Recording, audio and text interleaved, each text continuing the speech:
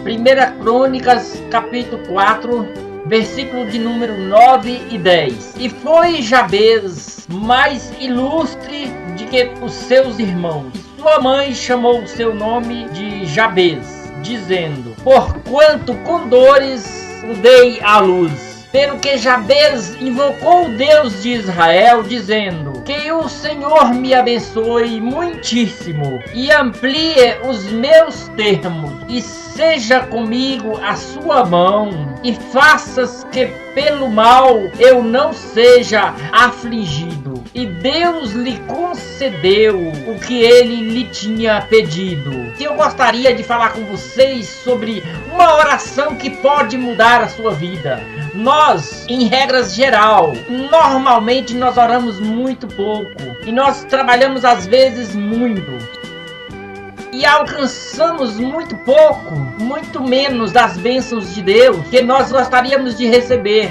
E se nós invertêssemos as coisas, trabalhássemos menos e orando mais, também maiores seriam as bênçãos de Deus para a nossa vida. Maiores bênçãos nós alcançaríamos. A Bíblia Sagrada nos diz no livro de Tiago, capítulo 5, que a oração de um justo, ela pode muito em seus efeitos. E eu gosto desse versículo pelo seguinte: ele não diz que a oração de um santo, ele não diz que a oração de um perfeito pode muito em seus efeitos, mas a oração de um justo, ele diz que pode muito em seus efeitos. E quando nós falamos em justiça em relação ao homem, está se falando de pecadores que foram lavados, que foram remidos, que foram justificados pelo sangue de Jesus Cristo na cruz do Calvário, vertido por nós. Em se falando de oração, alguém já diz o seguinte, que ela é o oxigênio da alma. O salmista nos Salmos de número 109, versículos 2, declara o seguinte, em troca, o salmista no Salmo de número 109, versículo de número 2, declara o seguinte: em troca da minha amizade levantam-se contra mim, eu, porém, faço uma oração.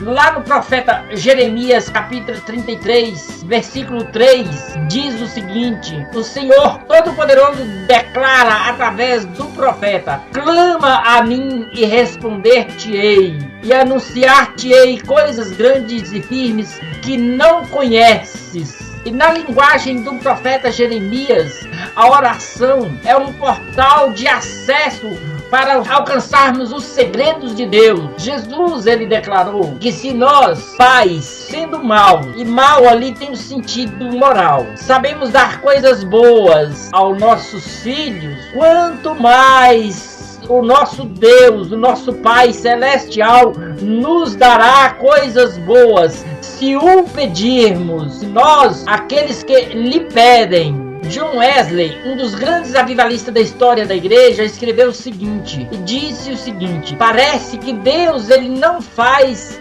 as coisas sem que nós lhe o peçamos. Não é que Deus não pode fazer, é que a oração, ouvintes do Face, é um dispositivo que dá a Deus uma legalidade de, nós podemos dizer assim, uma legalidade para agir na nossa vida, para mostrar para Ele que nós confiamos nele a nossa vida e que Ele pode trabalhar por nós. Normalmente nós buscamos a Deus motivados por uma necessidade, com certeza sempre é assim, motivados por uma dificuldade, por uma circunstância complicada. E para nós refletirmos, Deus, ele está muito interessado em que nós o busquemos, não pelo que ele pode fazer por nós, mas pelo que ele é para nós. E se você tem um amigo, preste bem atenção, que só te liga para pedir dinheiro emprestado, você vai começar a não atender esse amigo seu. Essas ligações dele, você vai começar a não atender. Todo dia liga para pedir 1.000, 2.000, 3.000, 500 real, 300, 200, ele paga, é um bom pagador, mas só liga para pedir. Quando ele ligar a próxima vez, o que acontece? Você vai dizer o seguinte: eu tô apertado, não tem condições. Aí você faz que não ouviu a ligação, faz que não viu, ou atende e desconversa essa pessoa. A pergunta que eu lhe faço é o seguinte: o que é que Deus pensa a seu respeito?